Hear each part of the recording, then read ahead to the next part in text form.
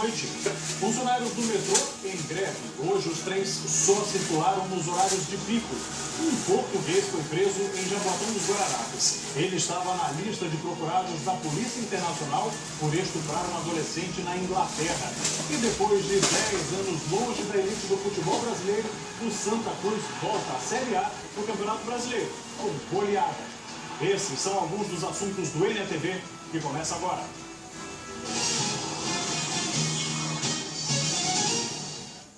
São 7 horas e 10 minutos, hora de muita gente voltar para casa e nesse momento, horário de pico, quem precisar do metrô consegue transporte. Mas os trens ficaram parados na maior parte do dia. Desde a semana passada a população foi alertada e nesta segunda-feira começou a greve dos funcionários do metrô. Daniele Fonseca mostra agora como cada um deu um jeito de se adaptar aos horários de funcionamento do metrô para não perder os compromissos. Desde as 5 horas da manhã, o movimento foi grande na estação central do metrô. Com exceção dos VLTs, os 22 trens funcionaram normalmente, mas só até as 9 horas. Eu fui pego de surpresa, né? Porque, inclusive, eu estava passando pelo centro Recife agora e vi no noticiário. No Recife, região metropolitana, 400.000 pessoas dependem do metrô. Entre elas, Patrícia, que precisou arrumar outro jeito para voltar para casa. É que ela larga do serviço durante um intervalo em que os trens ficaram parados, entre 9 da manhã e 4 da tarde. Eu vou para Goiânia, eu pego o metrô aqui, pegaria o metrô lá, né? E aqui eu pegaria o ônibus para Goiânia. E agora, vai fazer o quê? Vou ter que pegar um ônibus, né? Ver se é um pouquinho mais cedo, senão não dá tempo de chegar em casa. A greve dos 2.000 metroviários começou hoje. Todos os funcionários que trabalham na parte administrativa, na manutenção e na operação dos trens participam. Entre as reivindicações, eles querem reposição salarial referente à inflação. A gente pede, no mínimo, a reposição das perdas da inflação acumulada por período. A empresa ela ofereceu 5,5%, a gente entende que isso não é suficiente. A partir das 8 horas da noite, o movimento nas estações do metrô é apenas o desembarque de passageiros que já estiverem dentro dos trens. Depois disso, as operações são recomeçam a partir das 5 horas da manhã. O Grande Recife Consórcio de Transportes criou novas linhas de ônibus. Nós criamos 2 linhas. Uma linha que sai de Joana Bezerra e vai até o Barro, passando pelo terminal de Afogados. E uma linha que sai do Barro e vai até o terminal de Jaboatão. Nas demais linhas que nós reforçamos, em um total de 12, nós fizemos algumas mudanças operacionais. A exemplo da linha TI Cajueiro Seco, Rua do Sol, que ela não circulava pelo TI Aeroporto e passa a circular dentro do TI Aeroporto. Pela manhã teve reunião em Brasília com representantes dos metroviários e a direção da CBTU, que entraram em acordo. A empresa tem até sexta-feira, deve entrar com dissídio coletivo no tribunal. Recebam realmente a inflação correspondente de um ano.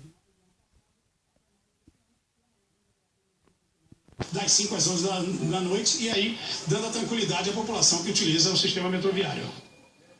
A CBTU informou que pretende, junto com os metroviários, dar início ao processo de dissídio coletivo na Justiça, e que isso deve ocorrer, então, como disse o assessor de imprensa, até sexta-feira, dia 20. O acordo prevê um reajuste de 9,28%, além de aumento no Vale Alimentação e também outros benefícios. Neste momento, os funcionários do metrô estão em assembleia definindo se a greve vai ser suspensa ou se continua. Um português que mora no Brasil há 4 anos foi preso em Jaboatão, na região metropolitana do Recife. Ele é acusado de ter estuprado uma adolescente na Inglaterra. De acordo com as investigações, o português enganou a jovem pela internet. Antônio Pedro de Oliveira Alves, de 44 anos, foi preso em casa no bairro de Prazeres, em Jaboatão dos Guararapes, na última quarta-feira. O estrangeiro, que é natural de Portugal, foi condenado na Inglaterra por ter tido relação sexual com uma menina de 13 anos em 2010.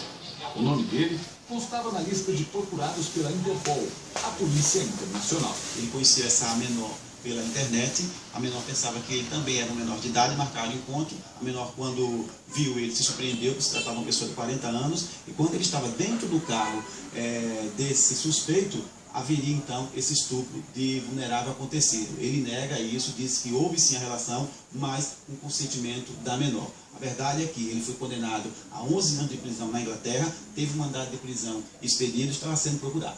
O estrangeiro entrou legalmente no Brasil em 2012 e se casou com uma brasileira. O pedido de extradição dele foi aceito pela justiça daqui no mês passado.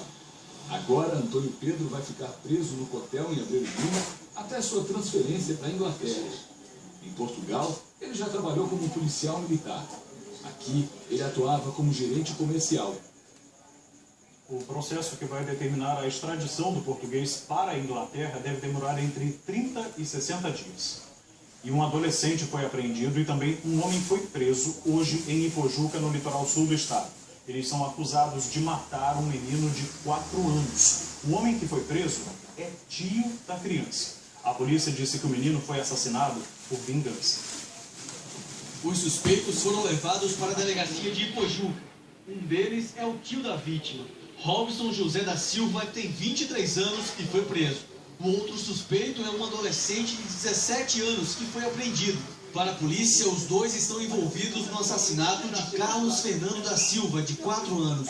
De acordo com o delegado de Ipojuca, o adolescente confessou o assassinato e disse que contou com a participação do tio da criança. O menor falou que ele foi ameaçado, no dia anterior, levou até tapa na cara pelo pai, pela mãe, estava sendo ameaçado. E a maneira de se vingar foi matando a criança. Tem que investigar com cuidado para saber por que, entendeu, se teve ou não a participação do maior que é o Binho. Carlos Fernando da Silva estava desaparecido desde a última quinta-feira. O corpo foi encontrado sábado, neste canavial, no engenho Todos os Santos, zona rural de Ipojuca. É bem perto de onde ele morava. A polícia disse que ele estava amordaçado e com as mãos e pés amarrados. A família não acredita que Robson da Silva, tio da criança, tenha participado do crime. Isso é mentira dele, é porque ele confessou, ele não quer ir lá para dentro só, isso é mentira. Porque o meu irmão, desde o primeiro dia que eu soube disso, ele está junto comigo. O meu irmão gostava do sobrinho dele muito. Esse menor aí, ele era conhecido de vocês tinham alguma rixa com ele?